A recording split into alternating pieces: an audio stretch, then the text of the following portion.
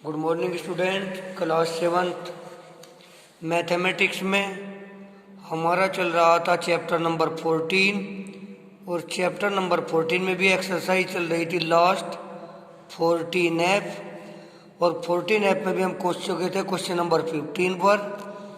15 में क्या है भाई? 15 क्वेश्चन है, a paper is in the form of a rectangle. एक पेपर रेक्टेंगल की फॉर्म में है। A B C D, rectangle क्या है आपका? A B C D, in which A B 20 B C 14, A B 20 B C 14, a semi circular portion O B C diameter, B C diameter है, B C को diameter मानकर एक semi circular portion जो है उसमें से cut कर लिया जाता है। ये हो गया cut. Find the area of remaining portion, तो रिमेनिंग पोर्शन का एरिया बताइए। और इसमें भी खास बात क्या है कि ये ओ है और ये ई है, यानी A B is equal to 20 centimetre, B C is equal to आपकी होगी, B C is equal to होगी आपकी 14 सेंटीमीटर, रेडियस इक्वल टू हो गया इसका 7 सेंटीमीटर। तो इसमें क्या करेंगे? Area of remaining portion is equal to area of rectangle minus जो उसमें से कट कर लिया, एरिया ऑफ सेमी सर्किल, क्योंकि पूरे में से ये सेमी सर्किल कट कर दिया तो बाकी का एरिया पूछ रहा, इसका एरिया पूछ रहा, इसके एरिया को छोड़कर। तो इसका एरिया हो जाएगा लेंथ मल्टीप्लाई ब्रेड्थ और सेमी सर्किल का एरिया हो जाएगा 1/2 पाई आर स्क्वायर। लेंथ होगी आपकी 20, ब्रेड्थ होगी 14, 1/2 पाई की वैल्यू 22/7, रेडियस 7 मल्टीप्लाई 7, 14 2 जा 28 माइनस 2 से कट गया 11, 11 7 जा 77, तो ये हो गया 203 सेंटीमीटर स्क्वायर। यह आपका क्वेश्चन नंबर 15 हो जाता है इस प्रकार से। नेक्स्ट क्वेश्चन है आपका क्वेश्चन नंबर 16। क्वेश्चन नंबर 16 में क्या कहता है? A plot is in the form of a rectangle having semi circle O B C. ये भी रेक्टेंगल की फॉर्म में ही है, जैसा पहला क्वेश्चन था ऐसा ये है। ये A B C D rectangle है, इसमें ये 60 मीटर है और ये 28 मीटर है। इसमें भी क्या काम किया? The semi circle portion is grassy, इसमें घास लगाया गया है। While the remaining plot is without grass, बचा हुआ प्लॉट बिना ग्रास के है। Find the area plot without grass, तो ग्रास के अलावा प्लॉट का एरिया पूछ रहा। तो इसमें भी ए बी इक्वल टू क्या हो जाएगा आपका 60 metre, B C equal to 28 metre और ये बनाया सेमी सर्किल। तो इसमें खास बात क्या होगी कि इसका रेडियस नहीं दिया, तो यहाँ पर डायमीटर इसका 28 हो जाएगा, तो रेडियस हो जाएगा d/2, तो 28/2 इजकल टू 14। ये फर्क आया बस।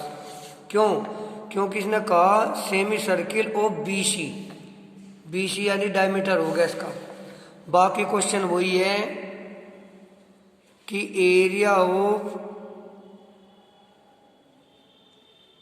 Remaining part is equal to area of rectangle minus area of semi circle, यानी कि length multiply breadth minus 1/2 pi r square, यानी 60 मल्टीप्लाई 28 माइनस 1/2 पाई की वैल्यू 22/7, रेडियस 14 मल्टीप्लाई 14, 0 6 8 जा 48, 6 2 जा 12 और 4 16,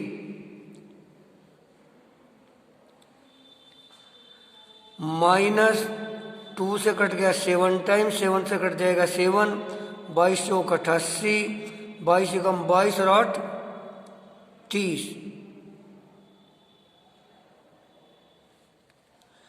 10 8 2, 7 के 7, 6 3 3, इतने मीटर स्क्वायर 1372 मीटर स्क्वायर। तो ये आ जाएगा इसका आंसर भाई। इसके बाद अब आपके आते हैं नेक्स्ट चैप्टर, जिसका नाम है चैप्टर का डाटा हैंडलिंग। चैप्टर नंबर आपका स्टार्ट होगा 15 डाटा हैंडलिंग। डाटा हैंडलिंग में सबसे पहले रेंज निकालना जानते हैं। जैसे कि आपके कुछ नंबर दिए गए हैं 15, 17, 5, 4, 3, 18। तो अगर हम इनकी रेंज निकाल लें तो वो होता है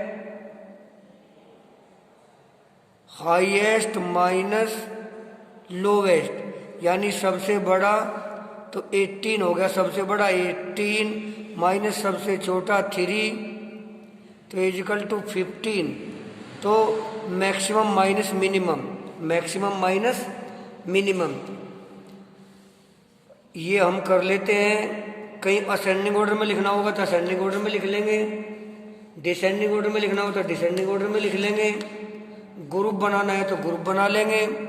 अब इनके अकॉर्डिंग एक्सरसाइज हमारी 15A स्टार्ट होती है। इसका है question number 1, the number of members of 25 families in a village are as follows।